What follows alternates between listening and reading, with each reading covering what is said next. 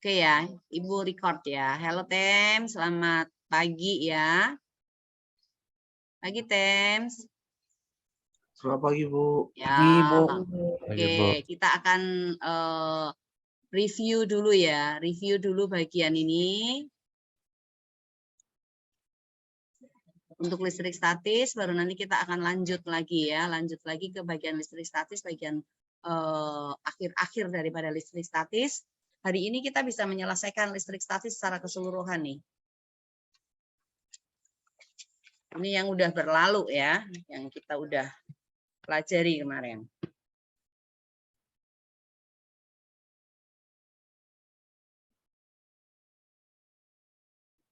Bentar ya. Oke ya, bisa lihat semua ya? Kalau bisa Ya, Bu. ini peta konsepnya.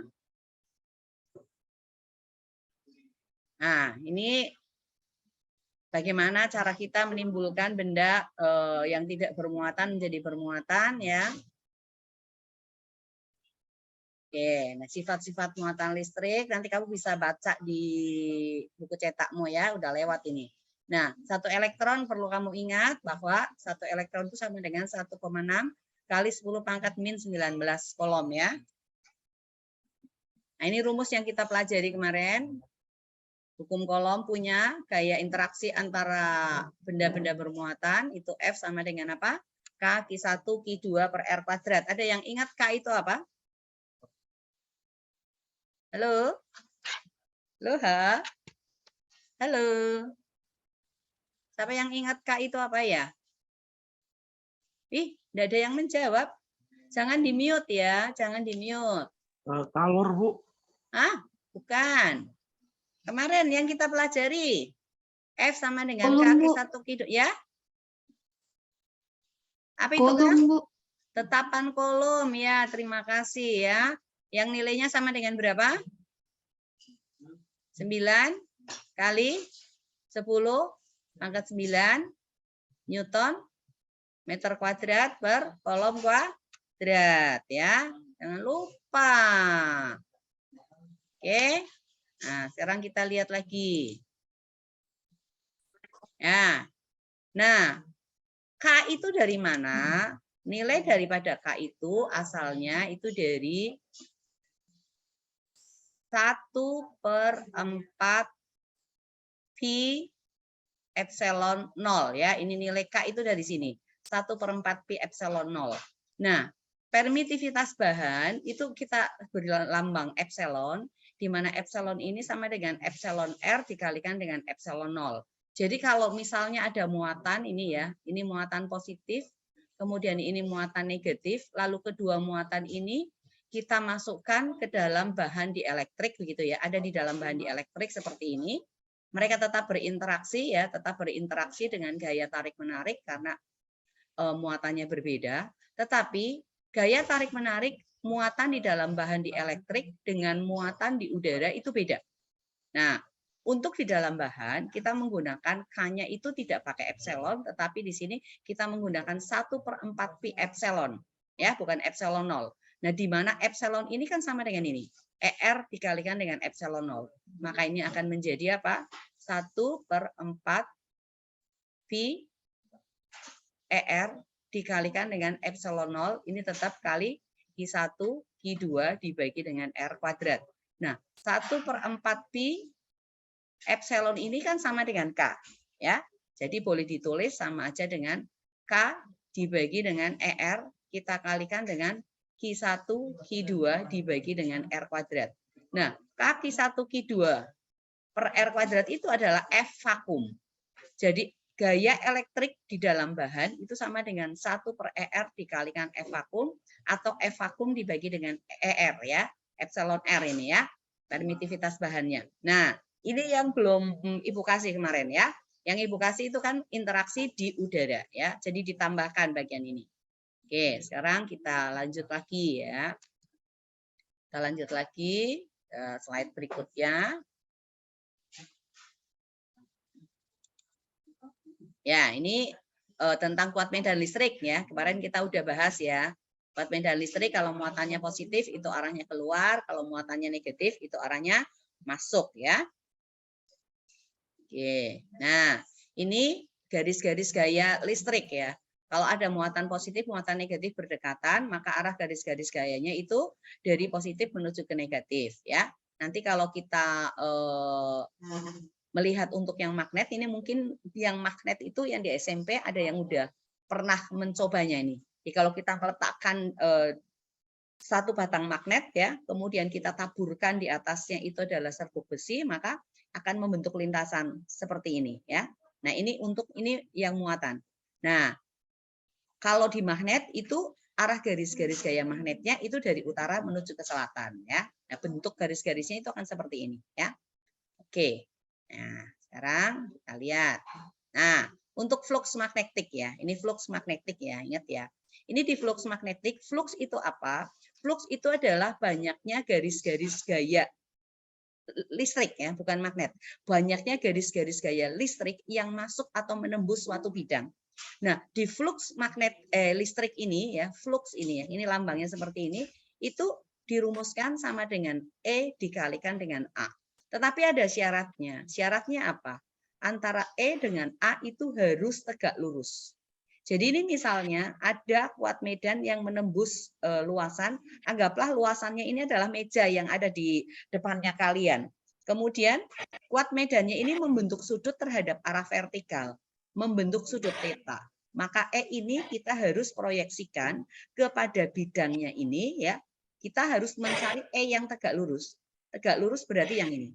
Nah, ini adalah E yang tegak lurus nih ya, atau E ini arah normalnya ini ya. Ini adalah E yang tegak lurus. Nah, sudut ini theta. Ini berseberangan, maka ini juga theta. Ya, ini juga theta.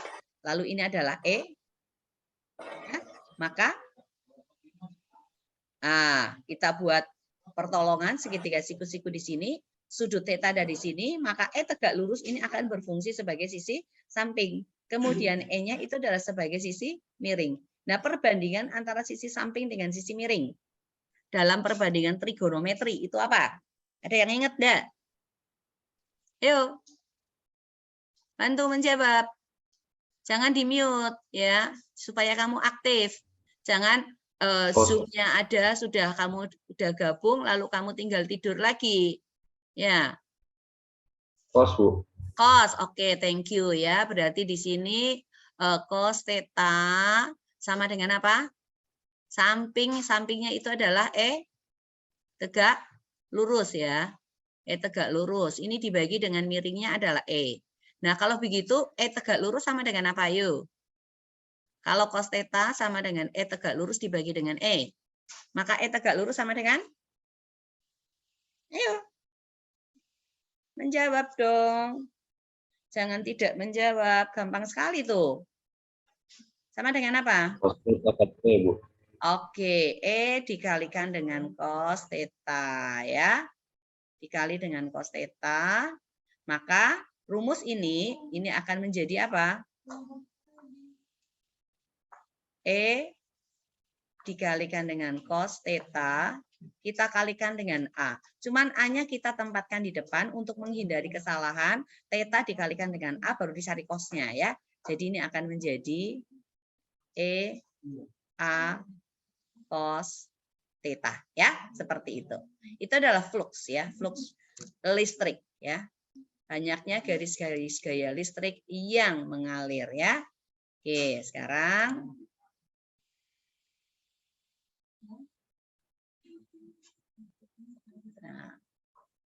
Nah, sekarang kita akan masuk ke bagian berikutnya, yaitu di kuat medan pada keping sejajar. Sebelum ke keping sejajar, kalau harusnya kita masuk dulu. Oh iya, cocok. Ke keping sejajar dulu, nanti di bola konduktor ya. Oke, di keping sejajar, ya. Keping sejajar itu adalah konduktor ya ini ya. Kepingnya ini adalah konduktor nih. Ini konduktor. Konduktornya ini diberi muatan positif yang satunya diberi muatan negatif. Artinya ini dihubungkan dengan sumber tegangan, ya. Ya, dihubungkan dengan sumber tegangan, satu ke anoda, yang satunya ke katoda. Nah, besarnya rapat muatan ya, rapat muatan itu diberi lambang to ya. To ini sama saja dengan banyaknya muatan pada masing-masing lempeng itu dibagi dengan luasnya ya. Jadi itu adalah to-nya, rapat muatannya ya. Rapat muatan pada keping sejajar ini ya, itu sama dengan Q dibagi dengan A. Di mana A itu adalah luas penampangnya, kemudian Q-nya itu adalah banyaknya muatan. Arah kuat medan itu berarti dari positif menuju ke negatif. Karena yang positif itu kan keluar, kemudian negatif masuk.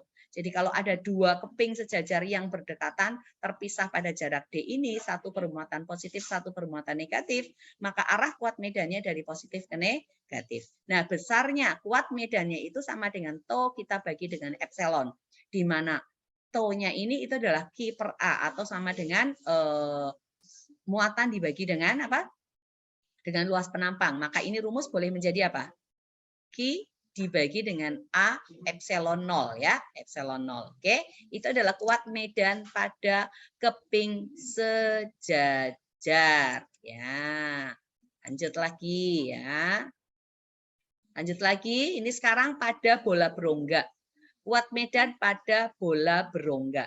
Bola berongga ya kamu membayangkan aja seperti bola basket. Itu di dalamnya kan ada rongganya kan, atau bola voli. Nah, seperti itu. Bagian keliling daripada bola itu diberi muatan ya. Bagian keliling daripada bola itu diberi muatan. Anggaplah muatannya adalah muatan negatif, positif atau negatif ya sama aja, nggak ada masalah. Nah, besarnya kuat medan kalau titik-titik di dalam rongganya itu, maka kuat medan di dalam bola berongga itu sama dengan 0 ya. Jadi untuk kuat medan di dalam sini, ini ya di sini, maka E-nya itu sama dengan 0. Nah, ini bolanya ini ya, yang ada muatan positif itu adalah batasannya. Dengan jari-jari bolanya itu adalah R. Nah, untuk di permukaan bolanya kuat medannya itu adalah E sama dengan K Q dibagi dengan R. R-nya itu adalah jari-jari bola. Nah, jika titiknya ada di luar bola, maka ini misalnya titiknya ada di sini, maka ini jaraknya berarti adalah kita pakai R kecil gitu ya. Ini kita pakai R kecil, maka kuat medan di titik ini misalnya adalah titik P, maka E-nya di sini itu sama saja dengan pakai kuadrat ya. Oh, lupa nih. Ya, ini K Q dibagi dengan R kuadrat ya, R kuadrat. Oke? Seperti itu ya. Ini untuk bola berongga. Yang 0 itu adalah yang di dalam bola berongga. Ingat-ingat ya. Oke, sekarang kita next lagi. Nah, ini kita sekarang akan membahas potensial listrik, energi potensial listriknya ya. Jadi ini ada benda bermuatan. Benda bermuatannya ini benda bermuatan positif ya. Bendanya bermuatan positif ya. Kemudian ini adalah muatan sumbernya. Jadi ini adalah muatan sumber. Lalu ada muatan lain, ini disebut aja muatan uji. Muatan ujinya besarnya adalah Q0. Kemudian untuk muatan sumber, muatannya adalah Q. Nah, kita ingin memindahkan dari titik pertama menuju ke titik kedua.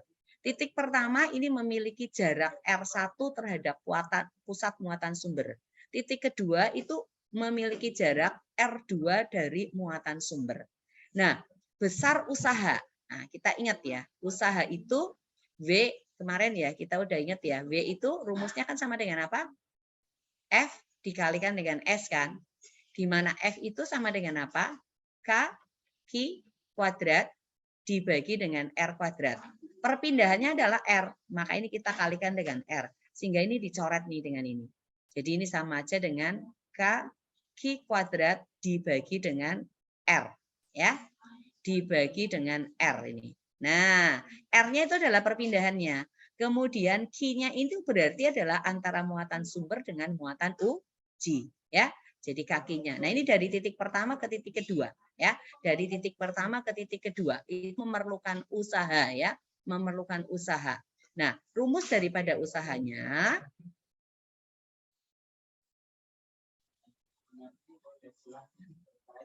kita menggunakan ini ya. Menggunakan W itu sama dengan minus daripada K, Q0, Q di ini adalah muatan uji ya. Ini muatan uji ya, muatan uji. Ini yang muatan sumber punya ya, sumber. Nah, dikalikan dengan 1/R2 titik akhir dikurangi dengan titik awal ya. Titik akhir kurang titik awal. Akhirnya ini kan kedua karena dari muatan 1 ke muatan kedua ya. Berarti 1/R2 dikurangi dengan 1/R1. Nah, besarnya usaha juga sama aja dengan besarnya perubahan energi potensial. Jadi delta EP-nya di sini karena dari kedidikan 1 ke 2-nya, kalau delta EP berarti kan akhir dikurangi dengan awal. Berarti sama dengan EP2 dikurangi dengan EP1. Jadi untuk delta P-nya sama dengan K, Q0, Q dikalikan 1/R2 dikurangi 1/R1. Ya. R2 itu jarak titik kedua terhadap pusat muatan sumbernya, kemudian R1-nya dari titik pertama ini keadaannya Q0 muatan ujinya itu terhadap titik ini ya, terhadap pusatnya. Oke. Itu untuk energi potensial ya, perubahan energi potensialnya. Ya, sekarang kita akan masuk ke bagian berikutnya lagi. Nah, potensial listrik ini kemarin udah bahas ya, kita udah bahas. Jadi potensial listriknya itu rumusnya adalah K/R ya. Ini dibagi dengan energinya itu dibagi dengan apa? Dibagi dengan muatan. Kamu ingat rumusnya Pak Vicky? W sama dengan apa? V dikalikan dengan Q kan? Maka V itu akan sama dengan apa? W dibagi dengan Q. Tadi W-nya itu sama dengan apa? K, Q, ya, per R.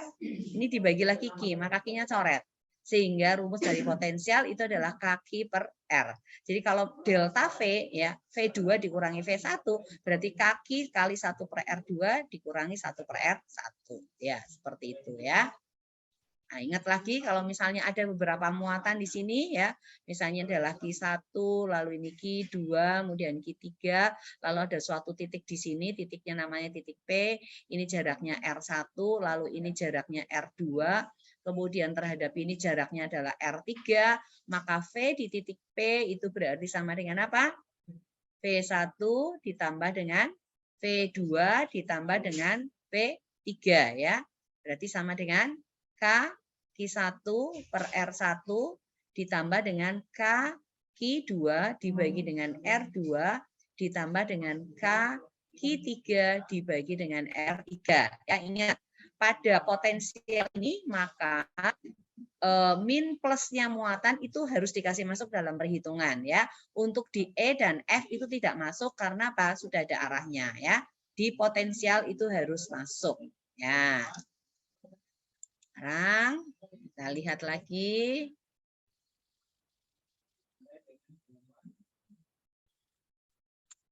Tadi agak lemot nih.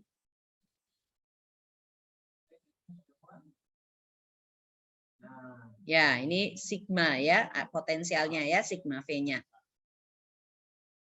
Oke.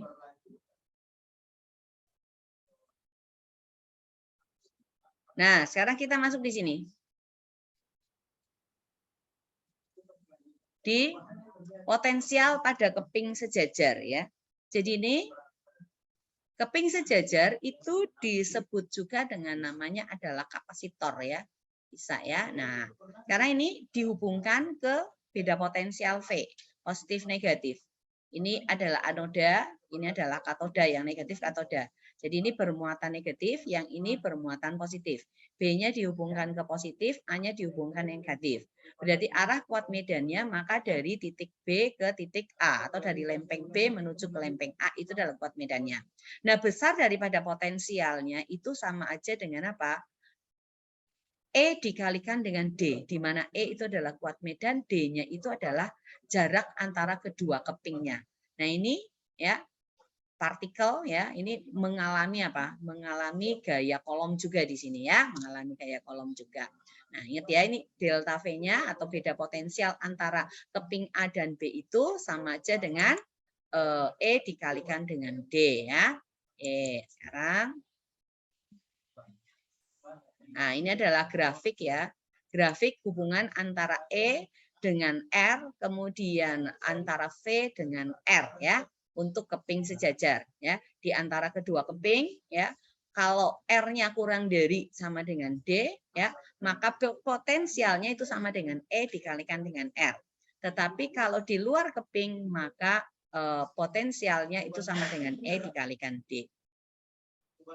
Ya, ini adalah bola berongga. Di bola berongga ya, di bola berongga untuk potensial di dalam bola berongga ya. Jadi ini ada titik apa ini ya? Titik pusatnya di O misalnya, kemudian titik D ya. Nah, di O dan di D sama di C ya, itu besar potensialnya itu sama, yaitu sama dengan K/Q per R ya. Ini sama aja dengan K/Q dibagi dengan R. Nah, untuk di luar bola ya, di luar bola berongga titik B ini jaraknya itu adalah R kecil. Berarti ini kita pakai K/Q per R ya. Ini K/Q dibagi R kecil. R kecil itu jaraknya titik terhadap pusat daripada bola berongga itu. Tapi untuk di dalam bola berongga sama di bagian tepi bola berongga atau di bagian keliling bola berongga, potensialnya itu sama dengan kaki dibagi dengan jari-jarinya ya. Nah, kalau tadi kuat medan di dalam bola berongga 0, tetapi untuk V di dalam bola berongga tidak 0, tetapi sama dengan kaki dibagi dengan R ya. Oke. Nah, sekarang kita akan masuk lagi. Nah, ini hukum kekekalan energi mekanik pada dalam medan listrik ya. Selalu berlaku juga hukum kekekalan energi potensial ditambah energi kinetik pada keadaan awal dan keadaan akhir itu tetap ya. Jadi EP1 ditambah EK1 sama dengan EP2 ditambah EK2. EP tadi adalah Q dikalikan dengan V, kemudian EK itu setengah MV kuadrat ya. V di sini itu adalah V velocity ya, V kecepatan. V di sini itu adalah potensial ya, potensial ya. Oke.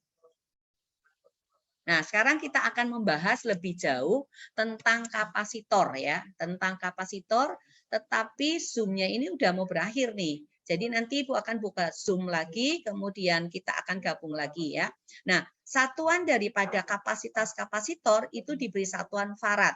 Farad itu biasanya juga ada diawali dengan awalan satuan, kayak ada mili, kemudian ada mikro, ada nano, dan juga ada piko. Ya, mili, ada yang ingat mili itu apa? 10 pangkat min berapa? Ada yang bisa bantu jawab? Mili? Jadi 1 milifarad. Itu berarti sama dengan apa? 10 pangkat min berapa? Min 3 ya. Min 3 farad. Kalau 1 mikrofarad, mikro itu 10 pangkat min 6. Berarti 10 pangkat minus 6 farad. Kemudian ada lagi nano tuh, 1 nanofarad. 1 nanofarad berarti sama dengan 10 pangkat min 9 farad. Kemudian ada lagi 1 pikofarad ya. 1 pikofarad itu sama dengan 10 pangkat minus 12 farad ya. Ada lagi tuh. Kalau zeta ya, jangan tambah n loh ya. Zeta itu 10 pangkat 10 pangkat 15. Lawannya daripada zeta itu apa nanti? Atau tera ya kalau nggak salah ya, ada tera lagi ya. Tera itu 10 pangkat 12 ya. Ya, lawannya itu adalah 10 pangkat min 12 itu piko. Nah, pada keping sejajar kapasitor ini ya itu ada di sini ada dielektriknya. Dielektriknya itu adalah yang mengantarkan listrik.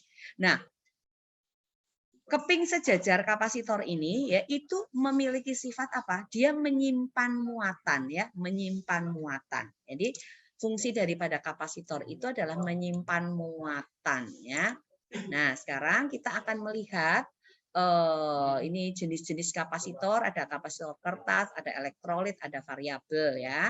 Jadi kamu bisa pelajari lebih lanjut lagi. Nah, kapasitas kapasitor itu dirumuskan sama dengan muatan yang tersimpan dibagi dengan potensialnya ya. C sama dengan Q per V. Nah, kalau C sama dengan Q per V, maka Q sama dengan apa? C sama dengan Q dibagi V. Maka Q akan sama dengan apa? Ada yang bisa membantu? V sama dengan apa? Halo? Jason, coba Jason. C sama dengan Q per V, maka Q sama dengan apa Jason? C kali V, Bu. C kali V, oke, super sekali. Tepuk tangan untuk Jason. Ayo tepuk tangan semuanya. Ya. Kemudian kalau V berarti sama dengan apa? Siapa lagi? Q per C, Bu. Oke, bagus sekali. Thank you ya Jason ya, Tuhan berkati ya. Q dibagi dengan C. Luar biasa tuh. Nah, energi yang tersimpan dalam kapasitor itu sama aja dengan 1/2 CV kuadrat. Nah, sekarang C-nya kita ganti nih. Jadi Q per V. Maka ini jadi 1/2 Q per V dikalikan V kuadrat. Sama dengan apa ini? Ini bisa dicoret ya. Berarti sama dengan 1/2 Q V. Ubah lagi deh. V menjadi Q per C. Oh, boleh. Maka ini 1/2 Q dikalikan Q dibagi C. Q kali Q sama dengan apa? Q kali Q. Q pangkat 2 ya. Dibagi dengan 2C. Jadi rumus energi untuk kapasitor bisa kalian menggunakan 3 rumus. Yang pertama V sama dengan 1/2 CV kuadrat. Kemudian yang kedua kita bisa menggunakan 1/2 QV. Yang ketiga kita menggunakan 1/2 Q kuadrat dibagi C. Nah, nanti kalau menghitungnya ya terserah kalian mau pakai yang mana. Boleh dua-duanya ya. Oke? Saya. Oke. Nah, ini kita masuk di kapasitor ya. Kapasitas kapasitor itu sama dengan epsilon 0 dikalikan A dibagi dengan D. Untuk di dalam bahan E-nya ini tidak menggunakan epsilon 0 ya, tetapi pakai E yang sama dengan ER dikalikan epsilon 0. Jadi sama dengan ER kali epsilon 0 A per D. Sedangkan epsilon 0 dikalikan A per D itu sama dengan C di udara ya, kapasitas kapasitor di udara. Jadi kapasitas kapasitor di dalam bahan sama dengan ER dikalikan C0 atau ER-nya itu sama dengan C dalam bahan dibagi C0 ya. Ya, oke. Ini rumus energi tadi ya, energi dalam kapasitor.